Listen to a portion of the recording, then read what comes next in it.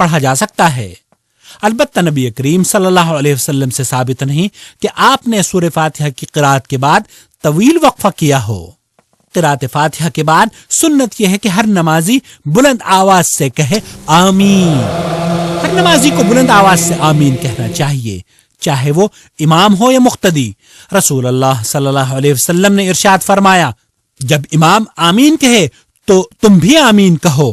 جس کی آمین کی آواز فرشتوں کی آمین سے موافق ہو گئی، اس کے گزشتہ تمام صغیرہ گناہ بخش دیے جاتے ہیں۔ اسے بخاری نے روایت کیا ہے۔ اور جب امام اور مقتدی بلند آواز سے آمین کہہ لیں تو امام کو چاہیے کہ جو میسر ہو قرآن کریم میں سے تلاوت کرے۔ قرات سے فارغ ہونے کے بعد تکبیر کہہ کر رفع یدین کرتے ہوئے رکوع میں چلے جانا چاہیے۔ رکوع کہتے ہیں آگے کی جانب پشت کے ساتھ سر اور گردن کو اس طرح جھکا لینا کہ ہاتھ گھٹنے پر پہنچ جائیں، کیونکہ نبی کریم صلی اللہ علیہ وسلم جب رکوع کرتے تو اپنی پشت کو گردن اور سر کے ساتھ برابر رکھتے اور پشت اس قدر سیدھی رکھتے کہ اگر ایک پیالہ پانی رکھ دیا جائے تو وہ کسی طرف بھی مائل نہ ہو۔ اور یہ طریقہ بالکل غلط ہے کہ پشت کے خط استوا سے سر کو بلند یا جھکا کر رکھا جائے، کیونکہ رکوع میں اللہ کے نبی صلی اللہ علیہ وسلم کا ہمیشہ یہ طریقہ تھا کہ دونوں ہاتھوں سے دونوں گھٹنوں کو پکڑتے اور انگلیوں کو پھیلائے رکھتے اور ساتھ ہی دونوں پنڈلیوں اور بازوؤں کو پھیلائے رکھتے۔ میرے دینی بھائی، اطمینان سے رکوع کیا کرو۔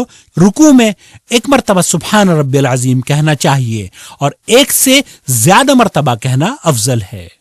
پس رکوع کو مکمل کرنے کے بعد سمع اللہ لمن حمدہ کہتے ہوئے رفع یدین کرتے ہوئے سیدھے کھڑے ہو جانا چاہیے، اور جب تم اچھی طرح سیدھے کھڑے ہو جاؤ تو یہ دعا پڑھو، ربنا ولک الحمد۔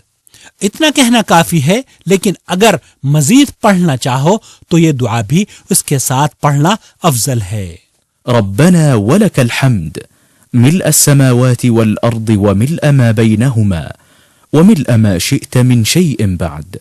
یہاں ربنا ولک الحمد کے ساتھ وہ شکر کہنے کی زیادتی کی کوئی اصل نہیں۔ میرے دینی بھائی، رکوع سے سیدھے اعتدال کے ساتھ کھڑے ہونے کا خاص خیال رکھو، سستی اور غفلت سے بچو، کیونکہ اللہ کے نبی صلی اللہ علیہ وسلم نے فرمایا اس شخص کی نماز درست نہیں جو رکوع اور سجود میں اپنی کمر کو مکمل سیدھی نہیں رکھتا۔ لہذا جب مکمل اطمینان سے کھڑے ہو جاؤ پھر اللہ اکبر کہتے ہوئے سجدے میں چلے جاؤ۔ سجدے کی کیفیت۔ نماز میں سجدہ کہتے ہیں 7 اعضاء کو مخصوص طریقے سے زمین پر رکھنا، اور وہ 7 اعضاء یہ ہیں: پیشانی ناک کے ساتھ، دونوں ہاتھ اور دونوں گھٹنے اور دونوں پاؤں کی انگلیاں۔ اللہ کے نبی صلی اللہ علیہ وسلم کا فرمان ہے اس شخص کی نماز نہیں ہوتی جس کی ناک زمین سے نہ لگی ہو۔ اور اسی طرح دونوں بازوؤں کو پہلوؤں سے اور دونوں رانوں کو پیٹ سے دور رکھنا چاہیے۔ سجدے میں دونوں قدموں کو ملا کر سیدھے کھڑا رکھنا چاہیے اور اپنے بازوؤں کو زمین پر نہ بچھانا چاہیے۔ یہ طریقہ غلط ہے۔ اللہ کے رسول صلی اللہ علیہ وسلم نے ارشاد فرمایا کہ سجدہ اطمینان سے کرو اور تم میں سے کوئی شخص اپنے بازوؤں کو کتے کی طرح نہ بچھائے۔ اسے بخاری و مسلم نے روایت کیا ہے۔ واضح رہے کہ عورتوں کو بھی بازوؤں کو زمین پر نہیں بچھانا چاہیے۔ اللہ کے رسول صلی اللہ علیہ وسلم نے سجدے میں کوے کی طرح چونچ مارنے سے منع فرمایا ہے۔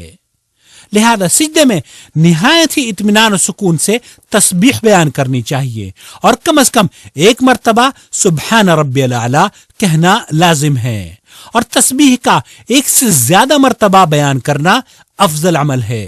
اس لیے میرے دینی بھائی، سجدے میں کثرت سے دعا کرو، کیونکہ اللہ کے رسول صلی اللہ علیہ وسلم نے فرمایا بندہ سجدے کی حالت میں اپنے رب سے سب سے زیادہ قریب ہوتا ہے۔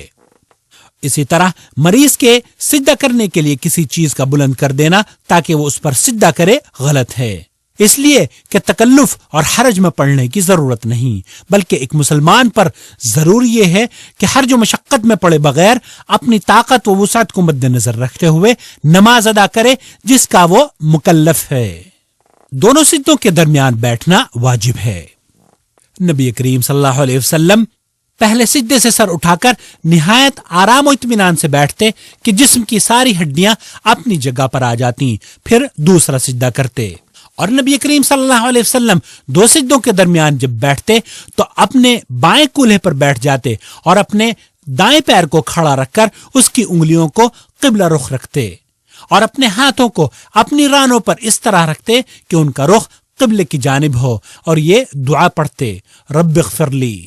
اور کبھی کبھی نبی کریم صلی اللہ علیہ وسلم یہ دعا بھی پڑھا کرتے تھے، اللہم اغفر لی وارحمنی واجبرنی واہدنی وارزقنی۔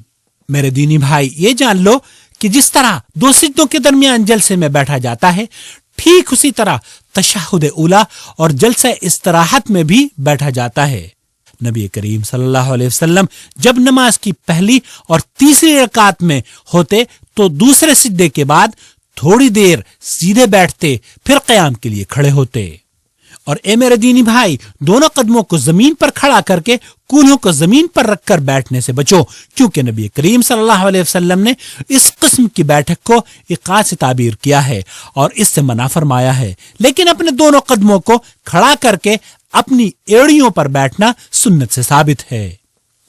اسی طرح جو لوگ پیر پر پیر رکھ کر اس طرح بیٹھتے ہیں وہ لوگ غلطی کرتے ہیں۔ میرے دینی بھائی، نبی کریم صلی اللہ علیہ وسلم دوسری رکعت کے بعد پہلے